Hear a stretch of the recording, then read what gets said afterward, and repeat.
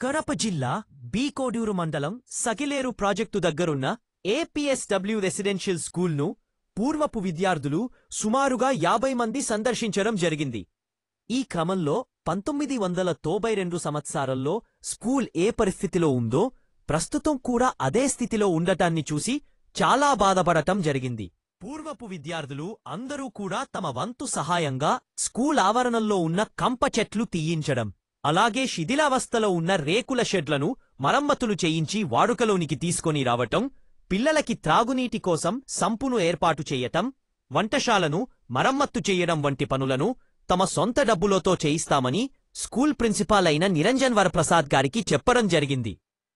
ఈ కార్యక్రమంలో స్కూల్ పూర్వపు విద్యార్థుల నాయకులు లస్సుబ్బారావు, టి దేవేంద్ర, వై ఏసయ్య మొదలగు వారందరూ కూడా పాల్గొనడం జరిగింది. పూర్వ విద్యార్థులందరికీ, పాఠశాల వచ్చినందరికీ స్వాగతం, సుస్వాగతం.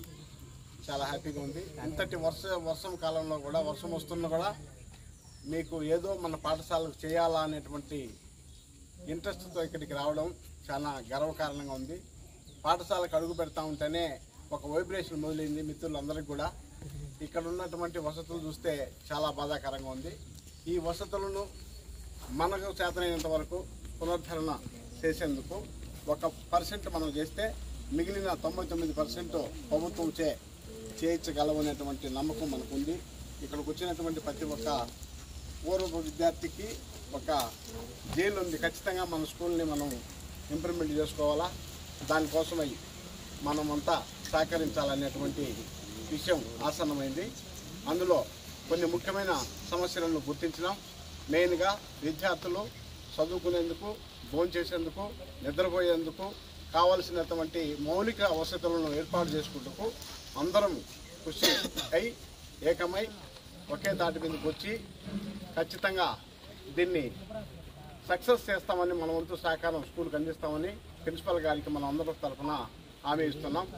అందుకు ప్రతి ఒక్కరూ ఇక్కడ పాల్గొన్నటువంటి పూర్వపు విద్యార్థులే కాక ఇతర రాష్ట్రాల్లో, ఇతర దేశాల్లో కూడా మన స్కూల్ను చూసేందుకు అవకాశం కలిగింది. ఈరోజు మనం అందరం ఇక్కడ జాయిన్ అయినాం కాబట్టి ఈ వీడియోను మన గ్రూపులో పెడతాం.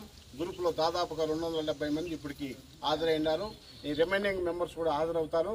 హాజరైనటువంటి వాళ్ళ యొక్క శక్తి మేర పాఠశాలకు వితరణ ఇస్తే ఆ వితరణకు సంబంధించినటువంటి బాధ్యతలు లోకల్గా ఉన్నటువంటి పూర్వపు విద్యార్థికే అప్పచెప్పి ప్రిన్సిపల్ గారు సహకారంతో ఈ బిల్డింగ్లన్నింటినీ ఏర్పాటు చేసి కొంత విద్యార్థులకు మన వంతు సాయంగా వెసులుబాటు కల్పించి రాబో కాలంలో ఉత్తమ ఫలితాలు సాధించేదానికే కాకుండా విద్యార్థులు పాఠశాలకు జాయిన్ అయ్యేదానికి కూడా అందరూ సహకరిస్తామని సభాముఖంగా తెలియజేస్తున్నాం.